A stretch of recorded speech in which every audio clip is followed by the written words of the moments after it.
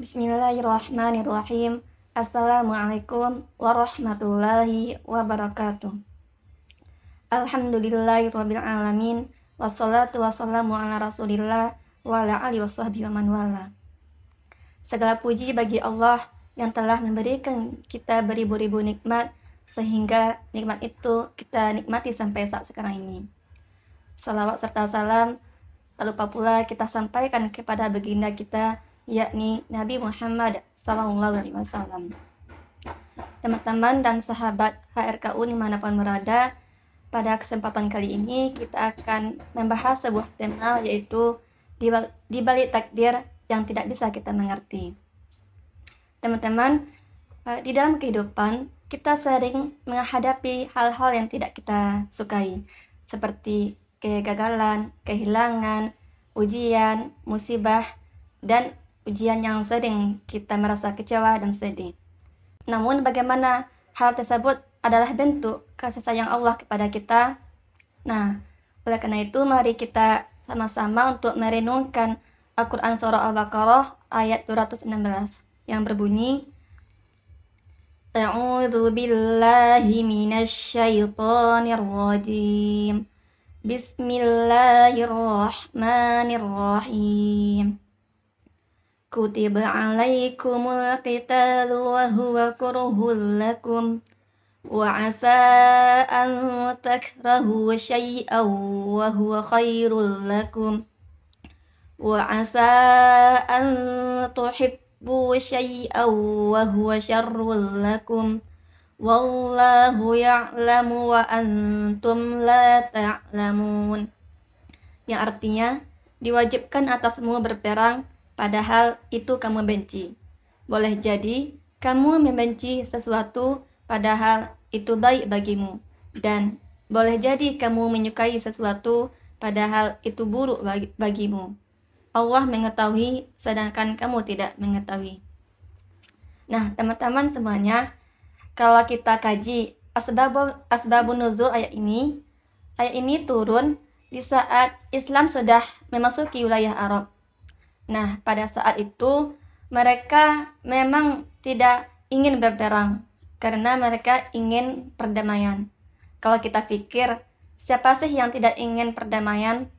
Tetapi jika dikatakan kutiba alaikumul qitalu wa huwa kurhul lakum, diwajibkan atas kamu berperang, tetapi kamu membenci peperangan itu.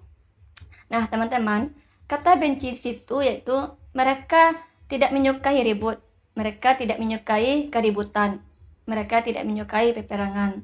Tetapi mau tidak mau, ketika itu memang di saat itu memang harus diwajibkan untuk berperang, karena ada hak yang harus didapatkan, ada kewajiban yang harus ditunaikan, yaitu memerangi kafir Quraisy yang ingin menghancurkan agama Allah. Nah, pada panggalan di dalam ayat tersebut yaitu wa asa an takrahu syai'an wa huwa khairul lakum.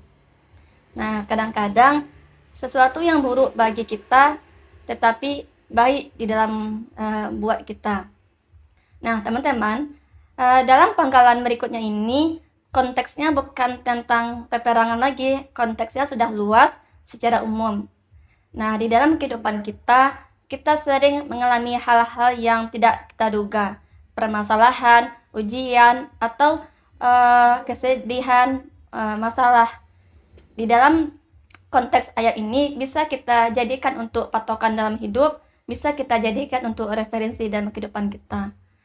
Karena di dalam kehidupan kita banyak hal yang di luar dugaan kita terjadi. Seperti kita menginginkan sesuatu tetapi tidak baik bagi kita. Nah, sebaliknya kita tidak menginginkan atau tidak mau sesuatu itu, tetapi mau tidak mau, suka tidak suka kita harus mengambilnya. Nah, kenapa? Karena ada kebaikan di dalamnya. Nah, teman-teman, begitu pun dalam berdoa. Ketika doa kita dikabulkan oleh Allah, berarti Allah sedang mengabulkan keinginan kita. Dan sebaliknya, ketika doa kita belum dikabulkan oleh Allah, berarti Allah sedang memberikan apa yang Allah inginkan, bukan lagi tentang apa yang kita inginkan. karena Allah tahu apa yang terbaik untuk kita. Bisa kita contohkan dalam kehidupan sehari-hari, yaitu misalkan seorang pelajar yang gagal masuk ujian SNMPTN kampus. Dia sudah belajar mati-matian, sudah berusaha keras, namun dia gagal masuk kampus yang dia inginkan. Habis itu dia merasa sedih, kecewa. Lalu tidak lama kemudian dia diterima di kampus yang religius, masuk komunitas dakwah, dan dari sanalah akhlaknya berubah menjadi lebih baik. Nah teman-teman, bisa kita ambil hikmahnya bahwa Allah menyelamatkan seseorang dari kehidupan dunia untuk kehidupan di akhiratnya, karena Allah lebih tahu apa yang terbaik untuk kita. Contoh selanjutnya yaitu seorang perempuan yang ditinggal nikah oleh calon suaminya. Lalu dia sedih, menangis sejadi-jadinya, merasa hancur, kecewa atas takdir Allah. Dan tidak lama kemudian dia menikah dengan seorang lelaki yang bertanggung jawab, akhlaknya bagus, dan memiliki keluarga yang sakinah mawaddah. Contoh selanjutnya yaitu seorang ayah dipecat atau diberhentikan dari pekerjaannya tanpa diberitahu atau tanpa diberi peringatan. Nah, dari sanalah seorang ayah ini dia mulai membuka usaha sampai usaha tersebut berkembang. Dari situlah ayah tersebut mulai ada waktu bersama keluarganya, ada waktu bersama anak dan istrinya.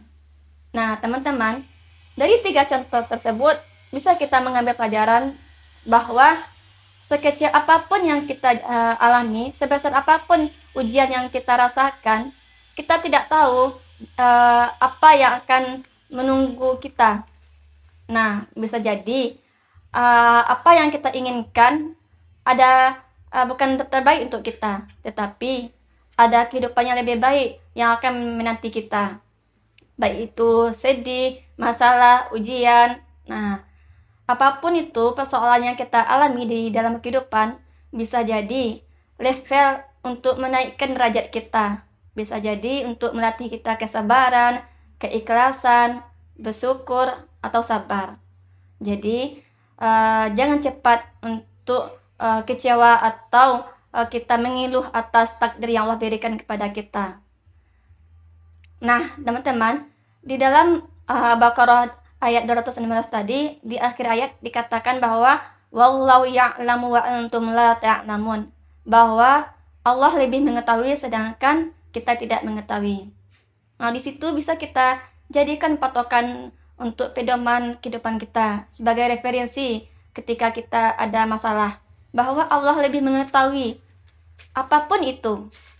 Nah, kalau kita cepat mengambil suudzon kepada Allah, itu berarti kita tandanya tidak bersyukur atas nikmat yang Allah berikan kepada kita. Karena tugas kita sebagai hamba yaitu belajar untuk ikhtiar dan maksimalkan berdoa. Untuk hasilnya kita hanya tawakal kepada Allah. Kalau kita sudah berusaha tapi hasilnya tidak sesuai dengan keinginan kita, berarti Allah sedang menyiapkan hasil yang lebih baik untuk kita. Maka kita harus sering-sering belajar untuk memperbanyak husnuzon kepada Allah.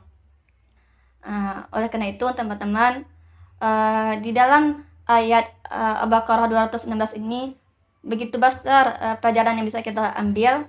Mari kita sama-sama untuk mentadaburinya dan untuk mentafakurnya. Karena Allah juga mengatakan di dalam Al-Quran, afala yatafakkarun, afala yatazakkarun. Karena teman-teman, itu adalah janji Allah di dalam Al-Quran, bukan hanya semata perkataan dari setiap manusia ke manusia.